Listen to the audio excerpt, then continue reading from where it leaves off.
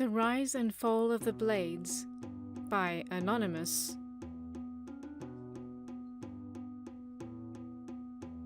There are many that still remember the Blades.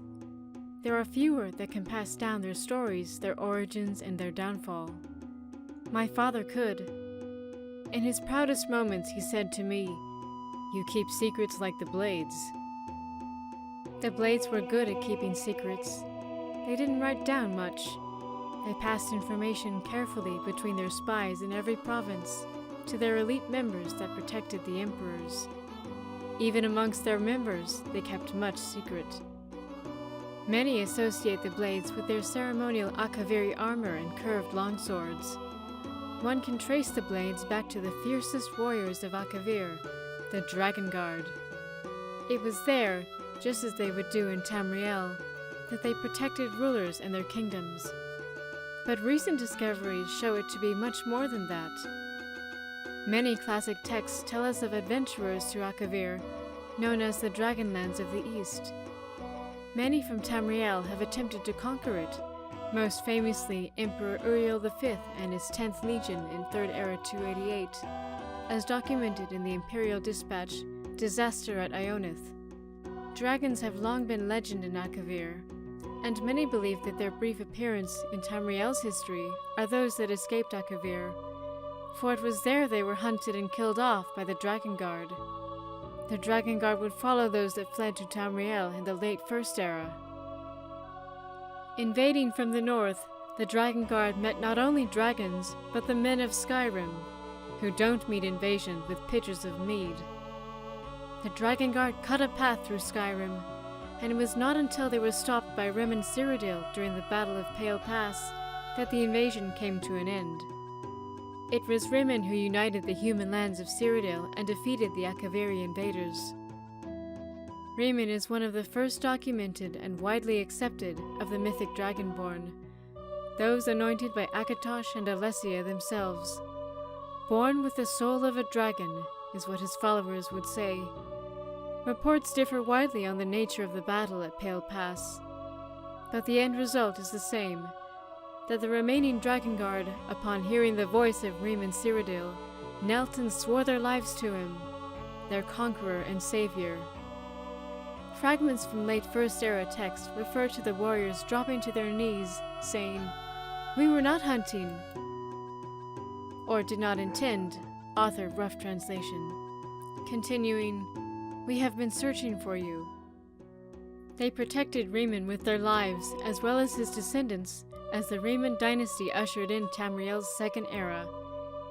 It was through these years that their reach extended, and their order grew to become the Blades.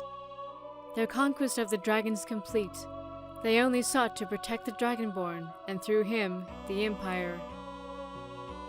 They reached their height late during the Third Era under the rule of Septim Emperors. Despite their numbers, they kept their secrecy. The more visible and well-documented were the members who personally guarded the Emperor, still wearing the original Akaviri armor. But that was just the tip of the spear, for the Blades were a larger organization, stretching to every corner of Tamriel.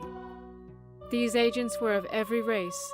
They were merchants, thieves, craftsmen, mages, and warriors, all acting as spies, protecting the Empire as needed, and operating in secret. They often acted alone, but some fragments speak of them meeting in secret fortresses across the continent, the most famous being Cyrodiil's Cloud Ruler Temple, where they hung the swords of the slain, protecting the Dragonborn. Some maps speak of Windscour Temple under the great expanse of Hammerfell's Alakir Desert, Skyhaven Temple in the mountains of Skyrim, and Stormtalon Temple east of Wayrest. They were known to have a Grand Master, who often lived amongst the people, unknown to others. The nature of their communications, meeting places, and missions were known to only a few elite members.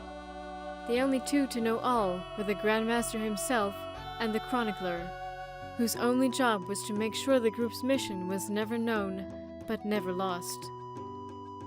With the death of Uriel Septim VII and his son Martin, the Third Era came to a close with the Blades fortifying themselves deep within Cyrodiil's Cloud Ruler Temple, as they waited for a Dragonborn to return when they would be called upon again. The Empire of the Fourth Era no longer saw the Blades openly protecting it, or the Emperors. That role is now filled by the Penitus Oculatus, a purely imperial organization. But the Blades continued their secret work, to watch for the Dragonborn and guard against future enemies. The Blades were among the first to see the signs that the Thalmor of the Aldemir Dominion would not remain isolated within their borders forever. They could do what the Penitus Oculatus, servant to the imperial policy, could not, and thus earned the lasting hatred of the Thalmor. The warnings of the Blades were proved right, as is well known to all. The Great War between the Empire and the Thalmor consumed the Empire and nearly destroyed it. Emperor Titus Mede II eventually brokered peace with the Thalmor, but at a price many of us still bear. The reach and destructive nature of the Thalmor is known to many, author's note, in my family firsthand. They are not fools. They knew early on that the Blades were an enemy, so they hunted them throughout the Great War. Some were killed defending their temples, others as they slept in their hideaways, alone. Some fought, some ran, some hid, but the Thalmor found them all. There are those that say the Blades still exist around us, in hiding from the Thalmor, waiting as they have done time and time again for a Dragonborn to return, for one to protect, for one to guide them.